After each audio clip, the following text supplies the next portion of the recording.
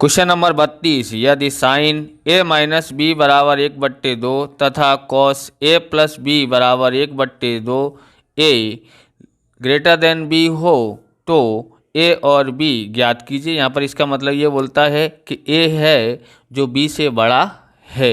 अब आपको ध्यान में रखना है, थोड़ा लॉजिक वाला सवाल है। यहाँ पर हम लोग पहले ये लेते हैं कॉस a प्लस बी लेते हैं, बराबर कितना है 1/2 है। ये कितना है 1/2 है। तो ध्यान से समझना है आपको कि cos a plus B, okay, cos की कितनी वो होगी कीमत, तो 1/2 आता है। तो कॉस 60 की कीमत 1/2 आती है, क्योंकि यहाँ पर कॉस लिखा है ना, इसलिए यहाँ पर कॉस की कितनी कीमत होगी तो आता है। तो हमारे पास 1/2 आता है ना, कॉस की 60 होगी कीमत होगी तो 1/2 आता है। इसलिए हम लोग कॉस से कॉस कट जाता है, a प्लस बी बराबर यहाँ पर 60 होता है। ये समीकरण नंबर हमारा 1 हो गया, ओके। अब हम लोग क्या करते हैं, ये लेते हैं sine a minus B. Sine a minus B बराबर कितना है 1/2 है। अब साइन यहाँ पर लिखा है, यहाँ पर लिखेंगे साइन a माइनस बी। अब साइन की कितनी कीमत होगी तो 1/2 आता है, तो साइन की 30 होगी कीमत, 30 अंश होगा तो हमारे पास 1/2 आता है। साइन से साइन कट गया, मतलब a माइनस बी बराबर 30 होता है। ये हमारा समीकरण नंबर 2 हुआ, ओके। अब हम लोग का क्या करते हैं, समीकरण नंबर 1 और 2 जोड़ने पर तो समीकरण नंबर 1 ज्ञात करते हैं। a प्लस बी बराबर कितना दिया है 60, और यहाँ पर दिया है a माइनस बी बराबर कितना है 30 है, ओके। अब हम लोग इसको जोड़ देते हैं, तो जोड़ते हैं तो यहाँ पर कितना आता है, यहाँ पर 90 आता है। सॉरी, यहाँ लाइन नहीं खींचनी थी, लाइन खींच गई है। अब यहाँ पर b में से b को घटाएंगे, अलग अलग निशान होता है तो घटता है। a और a जोड़ते हैं तो 2a आता है, और b में से b घटा दिया तो 0 हो गया। अब a बराबर 90, ये गुणा में है तो इधर कहाँ आ जाएगा, भाग में। ये लाइन खींचना नहीं है, जल्दी में खींच गई है। a बराबर 2 से भाग देते हैं, 2 चौक 8, 1 बचा 10 हो जाएगा, 2 पंजे 10, यानी a बराबर हमारे पास 45 आया है। अब हम लोग यहाँ पर क्या करते हैं, समीकरण नंबर 1 में से 2 घटाने पर, समीकरण नंबर 1 है a प्लस बी बराबर 60। यहाँ है a माइनस, दूसरा समीकरण है a माइनस बी बराबर 30 है। घटाते हैं तो निशान बदलते, ये माइनस का ये माइनस है तो ये प्लस हो जाएगा, ये माइनस बराबर 90 में से 30 गया तो 60 में से 30 गया तो 30 बचता है। ये भी प्लस का, ये भी प्लस का है, तो दोनों कैसे हो जाएंगे, प्लस के हो गए तो दोनों जोड़ना पड़ेगा। a b और b कितना होता है 2b होता है। b बराबर 30, ये कहाँ जाएगा इसके बट्टे में, तो यानी b बराबर 2 से भाग देते हैं, 2 एकन 2, 1 बचा 2 पंजे 10 हो जाएगा। 0 लगाएंगे, 1 के पीछे 0 लगाएंगे 10 हो गया, 2 पंजे 10, यानी b बराबर कितना आया है 15 आया है। इस तरह से हमने a और b ज्ञात कर लिया है। आप इस प्रकार के वीडियो देखना चाहते हैं तो डिस्क्रिप्शन में आपको प्लेलिस्ट मिल जाएगी एसएस की और मैथ की, वहाँ से आप देख सकते हो। चैनल पर नए, चैनल को सब्सक्राइब करना, क्योंकि हम इस प्रकार के वीडियो आपके लिए लेके आते रहते हैं और आपकी सपोर्ट की ज़्यादा ज़रूरत है। हमको सपोर्ट करोगे तो हिंदी मीडियम के और भी चैनल हमको देख के आएंगे, जिससे आपका सॉल्यूशन सब विषय का भी हो सके। चलिए आगे देखते हैं। हम यहाँ पर कीमत ज्ञात करो, कीमत ज्ञात करने के लिए बोला है तो कीमत ज्ञात करते हैं। यहाँ पर बोलता है साइन 60 कॉस 30 प्लस साइन 30 और कॉस 60 है। तो सबसे पहले हम यहाँ पर लिख लेते हैं साइन 60 गुणा कॉस 30 प्लस साइन 30 गुणा कॉस 60, ओके। अब साइन 60 की कीमत कितनी होती है तो मालूम है आपको, वर्गमूल में 3/2, और कॉस 30 की कीमत भी वर्गमूल में 3/2 होता है, प्लस साइन 30 की कीमत कितनी होती है, साइन 30 की कीमत होती है हमारे पास यहाँ पर, साइन 30 की कीमत होती है 1/2, और कॉस 60 की कीमत भी 1/2 होता है। इस गुणा है, कटेगा तो है नहीं ऊपर से नीचे वाला, तो गुणा करते हैं, गुणा इसका इससे गुणा करते हैं तो वर्गमूल 3 का गुणा वर्गमूल 3 से करते हैं तो वर्गमूल हट जाता है, कितना आ जाता है 3, 2 दूनी 4 आता है। एक एकन 1 आता है और 2 दूनी 4 आता है। मोस्ट IMP क्वेश्चन है, आएगा ही ऐसा समझ के इसको तैयार करना। ओके, हर समान है इसलिए 4 नीचे आ जाएगा, यहाँ 3 + 1 और 3 और 1 4 होता है, भट्टे में 4, 4 से 4 काट देते हैं, 4 एकन 4, ये हमारा आंसर आता है। आगे देखते हैं। 34वां है, भूमि से 60 मीटर की ऊंचाई पर एक पतंग उड़ रही है। भूमि से पतंग की लगी डोरी को अस्थायी रूप से भूमि के एक बिंदु से बांध दिया जाता है। भूमि के साथ डोरी का झुकाव 60 अंश है। तो यहाँ पर देखेंगे ये हमारा यहाँ पर पतंग उड़ रही है, इधर पतंग उड़ रही है और ये भूमि से इतना 60 मीटर की ऊंचाई है, तो यानी 60 मीटर की क्या है, h है ऊंचाई, बरोबर। और यहाँ पर इस तरह से इधर बंधा हुआ है, कितने का कोण बना रहा है, तो ये 60 का कोण बना रहा है, ऐसा बोल रहा है, बरोबर। ये डोरी है। अब यहाँ पर हम लोग A, यहाँ B और यहाँ C लिख देते हैं, यहाँ समकोण बनता है। ओके, अब हमको क्या करना है, यहाँ पर क्या बोलता है, ये मान लीजिए कि डोरी में कोई ढील नहीं है, डोरी की लंबाई ज्ञात करो। डोरी की लंबाई ज्ञात करनी है, यानी इसकी लंबाई ज्ञात करनी है। तो सबसे पहले हम लोग यहाँ लिखते हैं, माना कि AB बराबर क्या है, तो जमीन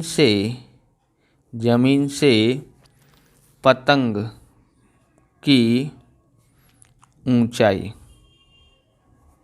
ज़मीन से पतंग की ऊंचाई कितनी है, 60 मीटर की है। ओके, और यहाँ पर AC क्या है, डोरी की लंबाई है, डोरी की लंबाई क्या है, AC है। और यहाँ पर C क्या है, जमीन पर का बिंदु है। ये वाला वाक्य लिखना और नहीं लिखना कोई बात नहीं है। अब यहाँ पर लिखते हैं त्रिभुज, और ये वाला कोण जरूर लिख देने का, बरोबर। ऐसे देखो ये बीच में आना चाहिए, ACB बराबर कितना है, 60 का है। अब त्रिभुज ABC में M कोण B बराबर कितना है, 90 है। अब यहाँ पर ध्यान रखना है, ये हमारा लाल, ये बट्टे में कक्का, ये सूत्र हमारे पास है, सीखा ही होगा आपने। पहला सूत्र होता है साइन, दूसरा होता है कॉस, तीसरा होता है टेन। हमें ध्यान रखना है कि दिया ये है, पूछा ये है, बराबर। बस इतना ही ध्यान रखना है, क्या दिया है क्या पूछा है, बस ये देखो, इसको बोलते हैं लंब और इसको बोलते हैं कर्ण।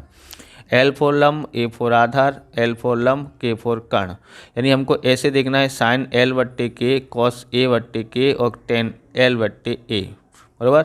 यानी हमको क्या करना है, लंब और कर्ण किस में दिया है, तो लंब और कर्ण साइन में ही दिया है। देखो लंब/कर्ण, K फॉर कर्ण, L फॉर लंब, बराबर। तो बस हमको यही लेना है, क्या दिया है क्या पूछा है, उनको ध्यान में रख करके हमको यहाँ से सूत्र ढूंढ लेना है।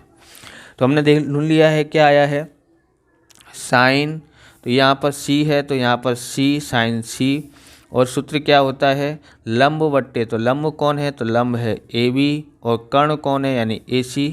ओके, अब हमको साइन 60 लिखना है, C बराबर कितना है, तो यहाँ पर ये C बराबर कितना आया था, 60। तो साइन 60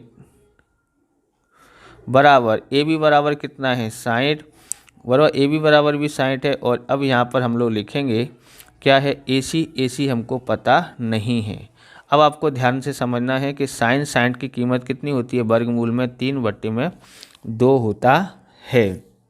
यहाँ पर 60 है और यहाँ पर AC बराबर हमको पता नहीं है। अब हम लोग क्या करेंगे, यहाँ पर ये इधर आ जाएगा, नीचे है तो ऊपर आ जाएगा, तो यहाँ रह गया 60, नीचे वाला इधर आएगा तो ऊपर, और ऊपर वाला नीचे आएगा तो इधर। ओके, अब आपको ध्यान से समझना है, यहाँ से ही गड़बड़ होता है। कैसे गड़बड़ होता है, तो यहाँ पर ध्यान रखना है, जैसे हमने यहाँ गुणा किया है, कितना है 120 बट्टे में वर्गमूल में 3। तो वर्गमूल से हमको भाग देना आता नहीं है, तो क्या करते हैं, दोनों ऊपर वर्गमूल में 3, वर्गमूल में 3 से गुणा कर देते हैं। तो यहाँ कितना होगा, 120 वर्गमूल में 3 आ जाता है। ओके, वर्गमूल 3 का गुणा वर्गमूल 3 से करेंगे तो 3 आता है, क्योंकि वर्गमूल 9 होता है, 3 तक 9, तो वर्गमूल में 9, 9 का वर्गमूल कितना होता है 3। ओके, तो इस तरह से यहाँ 3 आया। अब इससे भाग दे दो, कितना आता है 3 चौक 12, 0 का 0, यानी कि 40 वर्गमूल में 3 इसका आंसर आता है। तो इस प्रकार डोरी की लंबाई बराबर 40 वर्गमूल में 3 m होती है। 40 वर्गमूल में 3 m होती है। आगे देखते हैं। अब देखते हैं 35वां। एक शंकु का आयतन 9504 सेमी की 3 घात है तथा आधार की त्रिज्या यानी r बराबर दिया है 18 सेमी है, तो शंकु की ऊंचाई ज्ञात कीजिए। हम यहाँ पर ज्ञात करते हैं, नोमी का सवाल है, ये ध्यान से समझना है। क्या लिखेंगे यहाँ पर? लिखेंगे हम लोग यहाँ पर सबसे पहले शंकु का आयतन बराबर कितना है 9504। ओके, सूत्र क्या होता है 1/3 पाई r स्क्वायर h होता है। 9504 सेमी की 3 घात है। अब यहाँ पर लिखते हैं 1/3 पाई बराबर 22/7 और r बराबर कितना दिया है तो 18, तो 18 गुणा 18 और h बराबर कितना दिया है पता नहीं है, तो 9504 यहाँ लिखा है। हम यहाँ पर लिखते हैं h बराबर, तो 9504 जो नीचे है यानी ये ऊपर आ जाते हैं, और जो ऊपर हैं यानी कि ये नीचे आ जाते हैं। 22 गुणा 18 गुणा 18। अब काटने में सबसे बड़ी समस्या होती है, तो हमने यहाँ पर क्या किया है 22 का भाग देना है। 22 का भाग हमने दे के रखा है 432 आता है।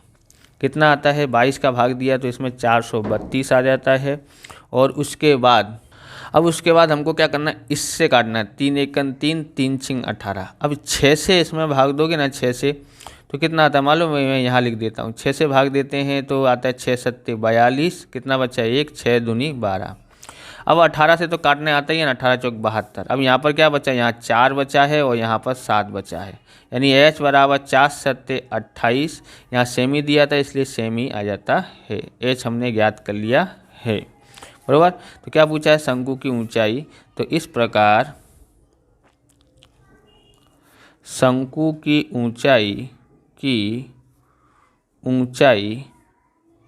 कितनी है 28 सेमी है। ओके, आगे देखते हैं। अब ये बोलता है 36वां सवाल है। 3 सेमी लंबाई के समघन आकार के लकड़ी के 6 टुकड़े एक लाइन में एक दूसरे के साथ मिलाकर रखे हैं। इससे बनते ठोस पदार्थों की कुल सतह का क्षेत्रफल ज्ञात कीजिए। तो यहाँ पर अगर आप देखें 3 सेमी है लंबाई, तो यानी कि यहाँ पर समघन है। समघन मतलब है घन दिया है तो उसकी सभी भुजाएं समान होती हैं। अगर मैंने इस तरह से यहाँ पर बॉक्स बना के रख दिया, जैसे एक है समघन, इसके पीछे दूसरा समघन, इसके पीछे तीसरा समघन, इसके पीछे चौथा समघन, इसके पीछे 5वां समघन और इसके पीछे 6ठा समघन, तो इसकी सिर्फ लंबाई बढ़ेगी, ऊंचाई भी नहीं बढ़ेगी और चौड़ाई भी नहीं बढ़ेगी। लंबाई कितनी हो जाएगी, यहाँ से यहाँ तक 3 है, 3 एकन 3, बराबर 3 3 है माप सब में। तो आप देखेंगे 3 एकन 3, 3 6 3 9 3 चौक 12 3 5 15 3 6 18 हो जाता है। तो हम यहाँ लिखते हैं घनाव, ये क्या बन जाएगा घनाव बन जाएगा। तो घनाव की लंबाई यानी कि L बराबर क्या होता है 3 गुणा 6, 6 एक दूसरे के साथ रख रहे हैं इसके लिए, तो 18। यहाँ किस में माप दिया है सेमी में, तो सेमी में। ओके, चौड़ाई यानी कि B बराबर 3 रहेगी और ऊंचाई बराबर भी 3 रहता है। अब लिखते हैं कुल सतह का क्षेत्रफल, तो घनाव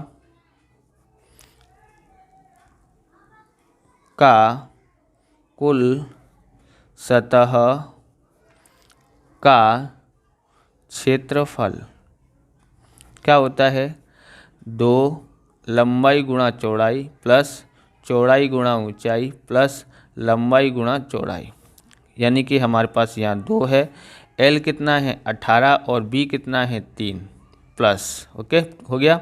B बराबर 3 और H बराबर भी 3, तो 3 गुणा 3 प्लस L बराबर 18 और H बराबर 3, ओके। अब हम लोग क्या करेंगे, 2 18 तिया 54, 18 तिया कितना होता है 54 और 3 तरक 9, 18 तिया 54। अब यहाँ पर लिखेंगे 2 गुणा में, देखो 54 और 54 कितना होता है 108, 108 और 9 117 हो जाता है। तो 2 सत्ते 14, हासिलाई 1, 2 एकन 2 और 1 3, 2 एकन 2। तो इस प्रकार से तो हमने ज्ञात कर लिया है। तो बोलेंगे ठोस पदार्थ, ये क्या क्षेत्रफल निकाला है इसलिए सेमी की 2 घात लगाएंगे। तो ठोस पदार्थ के कुल सतह का क्षेत्रफल बराबर कितना आया है 234 सेमी की 2 घात आई है। आगे देखते हैं, है एक वर्गीकृत माहिती के लिए A बराबर 62.5, H बराबर 15, सिग्मा FI कितना दिया है 100 और सिग्मा FI UI बराबर -13 हो तो माध्य ज्ञात कीजिए। सॉरी, क्या लिखना है, माध्य ज्ञात कीजिए। ओके, यहाँ पर माध्य है तो माध्य लिखेंगे। अब यहाँ पर क्या करते हैं, हम यहाँ पर सबसे पहले x बार बराबर A plus sigma FI UI बट्टे में सिग्मा FI गुणा H लिखते हैं। A बराबर हमारे पास 62.5 है प्लस FI UI बराबर -13 है बराबर, और FI कितना है 100 है गुणा H कितना है हमारे पास 15 है बराबर 62.5 प्लस माइनस यानी माइनस, इससे इसका गुणा कर देते हैं। 15 × 45 की 5 और हासिल आई कितना है 4, 15 एकन 15 और 4 कितना हो जाता है 19 हो जाता है बराबर बट्टे में 100 लिखा है। अब 62.5 बरा माइनस 100 से भाग देना, यानी कि क्या करना है, 2 जीरो है इसमें, दो अंकों के आगे पॉइंट लग जाएगा, लोग 100 का भाग हो गया। अब इसमें से इसको घटाना है तो ऐसे घटाते हैं 0.5, इधर पॉइंट के बाद 2 संख्या है इसलिए इसको भी दो अंक हैं तो पॉइंट के बाद 2 अंक है, इधर भी 2 अंक करने पड़ेंगे तभी सही होगा। पॉइंट के नीचे पॉइंट लगाना है, यहाँ 9 और यहाँ 5, एक इससे लेंगे तो यहाँ 10, यहाँ पर 4 रह जाएगा, 10 में से 5 गया तो 5, 4 में से 9 नहीं जाता, एक इससे लेंगे तो इसके पास 1 रह गया, 1 इसको देते हैं तो 14 हो गया। तो यहाँ पर 14 में से 9 घटाते हैं तो 5 आता है, 1 में से 1 घटाते हैं 0, 6 का 6, तो कितना आया है x बार बराबर 60.55 आया है।